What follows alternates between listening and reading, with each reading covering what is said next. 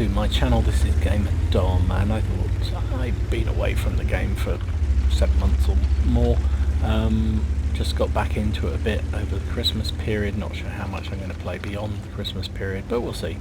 Really enjoying platooning again with my old mucker, Shoot and Scoot, and also Black Wolf and Trawler. And you know, it's sociable, right? That's part of the fun of this game, is sociability, I think, personally. It's not historically accurate, it's not not the best game in total all round. It's just a fun game, and if you can play with your mates and have a bit of a laugh, then that's always good. Look at that, I7, boom, nice hit. Backdrop for this game you can see playing at the moment while I yabber on is I am playing the Backchat 15550, the tier 9 French artillery. I had just unlocked this. I think this was about my third game. You can see I've got the wonderful Christmas wrapping camo on it.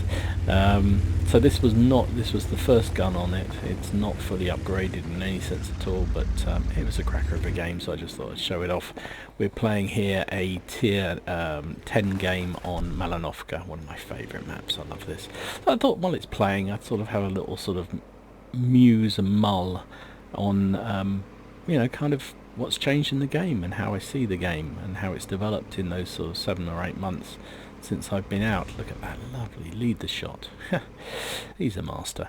You don't lose it, you know. Actually, you do lose it. I have to say that is one of the things. So first point I'm going to, and this is going to be a bit of a ramble while this game's running, so apologies for that. But one of the things I've noticed is not playing much, how long it took me to get back into it again.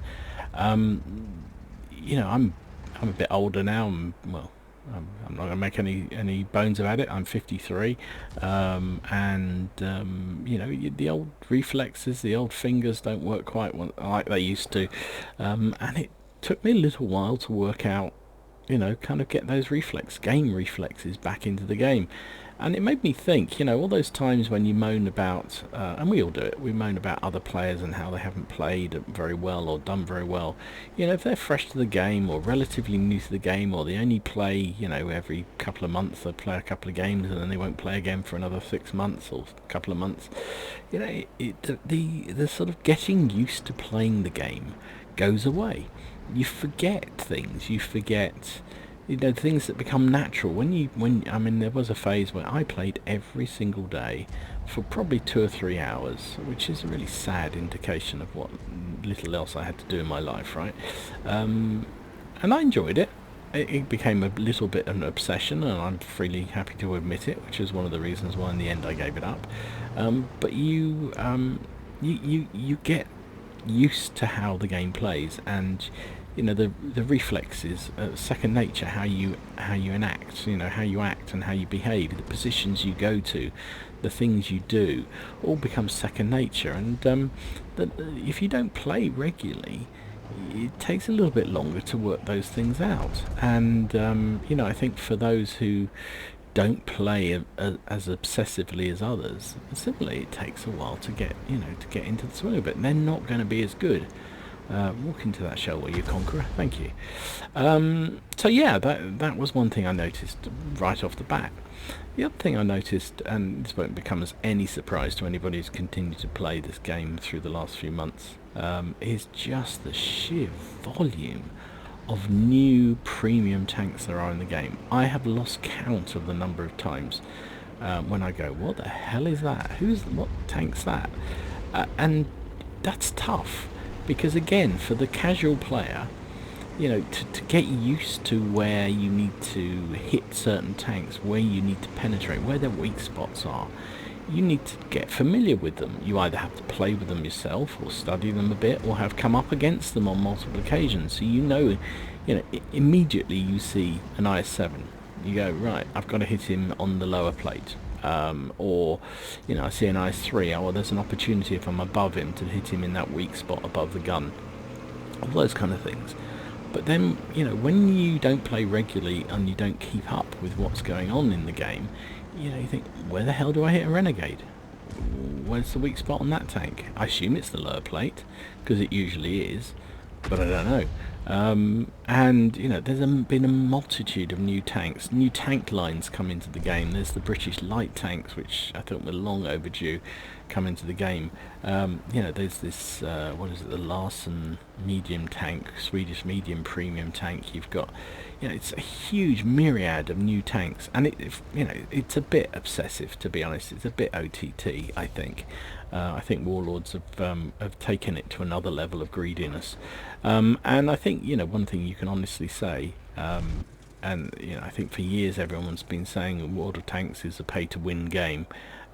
It definitely is. I mean, if you aren't prepared to put a little bit of money, it doesn't have to be a huge amount of money, but if you're not prepared to put money into the game, you will not do as well as those that do. That's simple as. The number of premium tanks, all these extra boosters you can get, you know, the crew booster things now. Wow, holy smoke! If you buy those crew bonus, training bonus manuals, you never need to play with a bad crew anymore, and that's such a huge advantage. You know, you can. I've done it myself already. I put a new crew into a tank, paid for the what is it, 200,000 credits or something to get the a reasonable size. No, 2 million credits, and gets you 200,000 experience for every crew member. And I've used them, and suddenly I've got, you know, the first crew skills on the tank, and you combine that with all the giveaway crews they've been giving at Christmas and what have you. You've suddenly got very effective crews. Now that's good, right? That's really good. Also, the number of these directives that's being given out. I feared that they were going to be something that only the good players got, because you got them as a reward for playing well in clan wars and tier 10s and what have you. And I thought, you know, the good players don't need these on top of what they've already got, and you know, they're using the best crews, the best tanks, everything else. They're the most skilled anyway. Something going weird with the replay here. Look at that. That's very odd. Anyway, but those directives make a huge difference. So, you know, my advice for any newish player out there is take advantage of the crew training thing, because decent crew is the single biggest factor in how well you play in this game. So if you're going to spend credits, you've got enough credits. If you've invested in a premium tank, you know, use that to build the credits up and buy those extra bonuses. Use the directives to get your crew up to another level, because that will make a huge difference. And also the blueprints that you can earn. I mean, geez, you can suddenly unlock new tanks. I unlocked 4 tanks, tier 9 and tier 10 tanks, over the Christmas period, basically using blueprints and also the boosters that are running. I mean, that's such a huge thing. So yeah, amazing how the game has changed, and hasn't changed in other ways. I mean, the chat is still toxic in extreme. So what was I saying before? That game finished rather abruptly. Yeah, so things that haven't really changed in World of Tanks at the moment. The toxic chat. I mean, geez, Jesus, guys. I mean, it's pathetic, really. I mean, the number of times when you're playing an artillery like that, bat chat artillery, and you get a message afterwards saying, I hope you die of cancer, I hope all your family die of cancer. I mean, it's just pathetic, really. You know, it just is absolutely pathetic. I've turned chat off in game now completely, which, you know, it's makes my life a lot better, but in terms of team coordination is not so good, because, you know, when you've got a sensible player and you can plan what you're going to do and say, well, you know, I'm going to cover this, or I'm going to cover that, or why don't you go up this way, makes a big difference in the game. But, you know, I've turned it off because it's just it's depressing, frankly, all the crap that goes on. And the other thing is, obviously, the gold spam has just gone to another level. Now, whether that's just the Christmas period because of all the extra boosters everyone's got and all the extra credits you're making, you can just spam gold like crazy. But this game is just stupid. It's funny, I was watching, I haven't really watched any other people's videos on World of Tanks, but I was watching Quickie Babe talk about, I can't remember which tank it was now, but he was talking about a tank and talking about how good the armour was. And I was thinking, well, does it matter? Everyone just switches straight to premium and punches straight through it. Their armour is pretty much an irrelevance 90% of the time. There's exceptions, but, you know, it's just like, well, what's the point? And also the standardized use of it. I do it myself, so I'm, you know, free to admit, you know, when I come up against something and I not sure what I'm going to do, how I'm going to penetrate it, particularly if I'm a low tier tank. Against a high tier armored tank, I'll switch to premium. Everybody does it, and so, but I think it's not so much those that I object to, because I think that's a realistic use of shells. It's those that just constantly firing gold, and a number of times you go into a game when you're playing a medium lightweight tank or an artillery or a light tank, and you get hit by premium rounds left, right and centre by the same tank just constantly spamming gold at you, and it's just pathetic, absolutely pathetic. But that's the nature of the game, so you can't kick against it. I think Wargaming actually want that to happen, because that encourages you to buy your premium tanks, because you need the extra credits to pay for all the gold you're spamming, and that's their business model, and it's working for them. Although I think numbers have continued to fall on the server, there's still a very, very active and still very community that's very willing to put their hands in their pockets, which as a business is what you need. So good luck to them. So I think overall the game's in good stead. I'd love to have seen a few more maps. There doesn't seem to be much change on the map front. I love the fact that you can now remove certain maps out of the cycle, depending on whether you're playing premium account, whether you're playing premium account or not. You can, if you're premium account, you can remove 2, I believe. If you're not playing premium, you can only remove 1. So that means you won't have to play Himmelsdorf when you're playing artillery, for instance. And there's a cooldown period for that, but I think that's a good thing to do.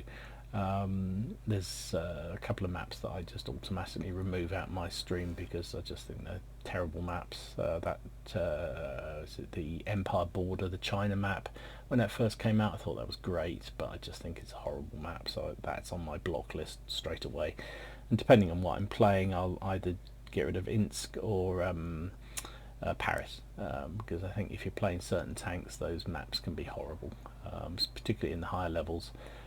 They should have got rid of Provence. I mean, that's just I had that the other day. I just went out for a lower tier tank just for a bit of a laugh, just as a giggle, to get my reflexes going a bit better, and I got that map, and God, it's a god-awful map. Jeez, that's a terrible map. So I'd love to have seen a few more maps, and I know before I left the game there were a load of discussions around various other maps that they were going to introduce. It doesn't seem like any of them have seen the light of day. Also, the rotation seems to have gone completely to pot. You'll see the same map come round, and I don't know whether that's because people are having certain maps blocked. It makes it really hard for the matchmaker to sort that out, but it's frustrating when you don't see proper Ofka for turn after turn after turn, but you'll keep seeing Himmelsdorf, or you'll see was it Kharkov, which I don't like much, even as the new version comes out, but you don't see something else. It's a little bit frustrating, but it is what it is. But it would be lovely to see a few different maps out there. I can't wait for Frontline to start up again, although with the huge number of tier 8s now in the game, that could be interesting. But the one thing I think that has been an utter disaster for me personally, and people will argue what they like, but for me, wheeled vehicles, they are a bane of this game. Forget the forget the nightmare that are artillery and being splashed by artillery. They are nothing compared to the wheeled vehicles. A wheeled vehicle with a player who is even half competent, even not competent, the fact they can whiz across the map at such speed and spot all your team before they've even got out of the cab, and then you can start getting hit by all sorts of things. I think they're a disaster. They're almost impossible to take down.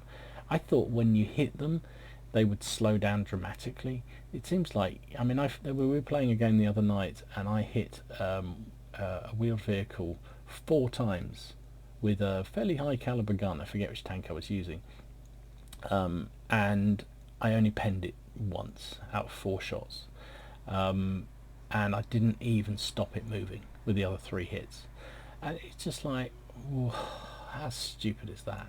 And I dread it when I go into the maps and or the game starts up and you see that there's 3 wheeled vehicles, particularly if they're platooned together. I just think, oh, what's the point? Because it's just going to be a nightmare unless your team has also got very good wheeled vehicles on your side. It's just pointless. And Frontline similarly, some Frontline games when I have been playing those, you come into it and you start the game and you look and they're just these wheeled vehicles fly forward, and just make merry hell with everybody and then disappear back and recharge and go back and do it again. I think they're just dreadful tanks and they shouldn't be in the game, for me anyway, and I know other people love them. Personally, I can't stand them, and that's partly because I'm old and my reflexes aren't as good as they once were, but I'm just disappointed in the extreme by them. So I would love to see them removed from the game again, but they won't be, because yeah, people, the super uni scums love them too much.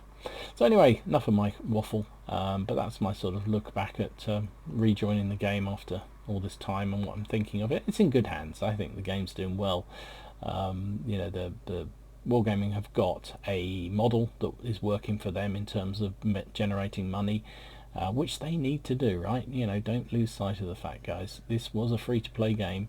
It still is a free-to-play game, but they don't make money out of free-to-play. They make money out of where you spend money, and so they have to turn it into a model that is sustainable for them to maintain the huge number of developers there are on the game, to keep the production working.